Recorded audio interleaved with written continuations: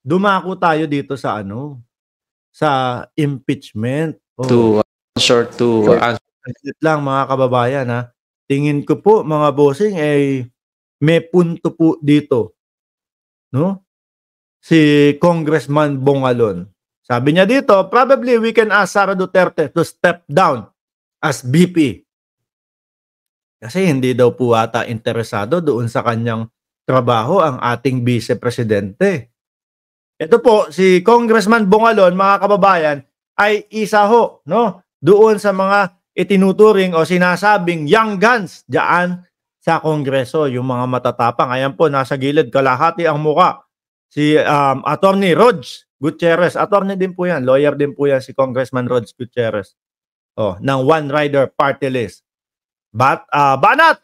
Naghintay po yung miyembro ng House of Representatives for the Vice President to appear before the plenary and help the sponsor to answer the questions. So there are photos and even videos circulating that on the Monday morning, nandun po siya sa isang beach in Camarines Norte. Sa amin po yun. Baka sakali, yun? Mas mahalaga yon kesa yun do sa pondo na kailangan niyang idepensa at kailangan niya ipaliwanag para maibigay na 2 billion. Pinakamalaki po sa kasaysayan na hinihinging pondo ng isang Vice Presidente. Aba, kailangan po yata talaga marinig ng taong bayan at talagang malaman po mga bossing kung saan talaga gagamitin iyon. No? Binigyan po nila ng pagkakataon ng ating Vice Presidente upang ipaliwanag at isa-isahin kung bakit 2 billion, no? Plus, may plus pa po 'yan. Hindi lang eksaktong 2 billion. Mga kababayan. Kailangan at marinig natin 'yon. Pero mukhang ang ating Vice Presidente, sabi nga po ni Congressman, mukhang nandoon sa dagat, nagpapakasarap muna. Bicol region. So maganda kasi na-promote pa po yung Calaguas Beach. In other words, ibig sabihin po nito, wala ho talagang intensyon na dumalo dito po sa pagdinig sa plenaryo upang i-sponsor at i-defend ang budget po ng OVP. Sapagkat kung meron po siyang intensyon, dapat Sunday man lang nandito na po siya sa Manila. O kaya naman, nakipag-communicate po siya sa office ni Congressman Adjong para... Putulin ko lang mga kababayan ha. Yung unang pag-attend pa lang po sa pagdinig, kita na po natin, hindi interesado ang Vice Presidente. No? At maraming nagsasabi, hindi kasi sanay yan doon sa mga tatanungin siya. Gusto niyan, kapag merong isinumite, gustong may aprubahan agad. Sabi, nasanay yan doon sa kanyang tatay. No? Nung sila ay nasa kapangyarihan, nung sila ay yung talagang mismong presidente. Yan. Yung umpisa pa lang po at una pa lang po mga kababayan, halata na natin, no? Na wala ang puso ng Vice Presidente mismo doon sa hearing na yon. Ang ginawa pa nga di ba? 2 earphone.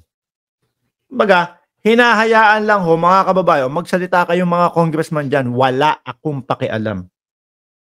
Di ba? Sa mga katanungan, 17 po yung magtatanong, iisa lang din po ang naging sagot. Pinasa ko na sa inyo, no? Bahala na kayo kung gusto nyong aprubahan o hindi aprubahan. Kung ikaw po talaga nagmamahal doon sa bayan at alam mo na yung budget na yon napaka-importante po para sa mamamayang Pilipino. No? Ipaglalaban mo yun. Kung ang talagang puso mo po, maiangat ang bansang Pilipinas at alam mo na yung budget na yun, mapupunta sa kandidatura ni Bato del... Ay, ano ba yun? Mali, hindi. Nagkamali lang po ako ng basa. Alam mo, di ba, na yung budget na yun, sa ikauunlad ng bansang Pilipinas para umangat ulit ang bansang Pilipinas. Kung nasa puso mo ang pagiging Vice Presidente, sasagot ka doon sa kung ano ba ang sitwasyon mo o ang lagay mo sa West Philippine Sea. Lumayo na naman mga kababayan. Doon sa West Philippine Sea pa lang po eh. Hindi makapag-decide eh kung Pilipino ba ang uunahin o ang Chinese po. 'Di ba? Ang sa atin lang dito, kung talagang isinasa puso ng Vice Presidente natin yung kanyang trabaho para sa mamamayang Pilipino, para sa bansang Pilipinas, ididepensa niya yung hinihingi niyang budget kung alam niya na talagang malaki ang itutulong niyan sa bawat Pilipino. Pero hindi bahala kayo, approve nyo. Kung ayaw nyo, di wag. Diba? Sabi ni Frozen Soul, tingin mo, sir, yung mga neophyte sa Kongreso ang magpapile ng impeachment? Opo. Diretso Opo, ito po yung mga matatapang No, ito po talaga yung straight to the point, mga kababayan, na talagang sumisita sa ating Vice Presidente at saka si Senator Trillanes, dating Senador Trillanes. Meron po tayong interview, no? Kay dating Senador Trillanes sa 26 po ng gabi, alas 10:30, no? Ng gabi ng 26 po, mga kababayan. Ang pag-uusapan po natin diyan ay yung impeachment case ni Senator Trillanes para sa BP. O, tuloy natin to. Magkaroon po ng briefing at i-prepare man lang at mapaghandaan po ng budget sponsor ang mga katanungan ni tatanong po sa OBP. So, pangalawa, consistent naman po yung Vice President natin. In fairness to her, consistent in the sense na hindi po siya dumalo nung Committee on Appropriations Budget hearing, pati po dito sa plenary, hindi rin po dumalo. So kung ganyan po, it shows that she's not interested with her duties and functions as the Vice President of the Philippines. So kung ganyan po yung lumalabas, probably we can ask her to step down as the Vice President. Kasi nakikita natin hindi naman po siya dumadalo sa mga pandinig dito po sa Kongreso. So ano po ibig sabihin nito? Hindi na po siya interested. Sorry eto, BP, pasensya ka na kung masabi ko ito, sa akin lang, analisasyon ko lang to. Pag-a-analyze ko lang doon sa mga bagay-bagay. Since nararamdaman po natin, mga kababayan, na tipo bang parang talaga naman tama yung sinasabi nung congressman na si Bungalon, mga bossing, no? Hindi natin maramdaman na talagang isinasa puso ng Vice Presidente yung kanyang trabaho o yung kanyang pagiging Vice Presidente, mga kababayan.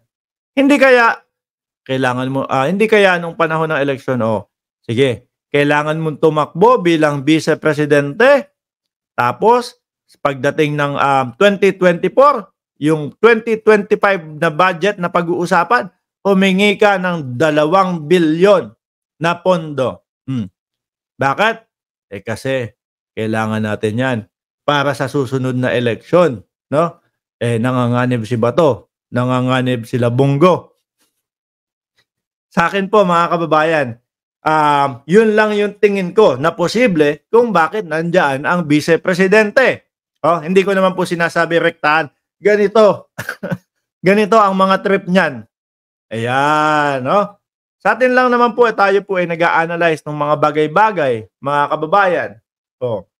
Sa takbo ng politika. Tuloy natin. At mas pinili niya pa po bumunta sa isang beach resort kaysa dumalo po dito sa pagdinig sa kanya pong budget. So I guess it's the Filipino people. It's up to them, no, to judge the Vice President. Naku, lagot. Pero sabi, mga kababayan, parang sinasabi nila lagot yung mga nagpakalat ng mga ganitong balita o impormasyon na nasa dagat daw po ang ating Vice Presidente kasi hindi daw po totoo yun. Mga bossing, ewan natin. Pero yan po, galing po sa congressman yan, mga kababayan.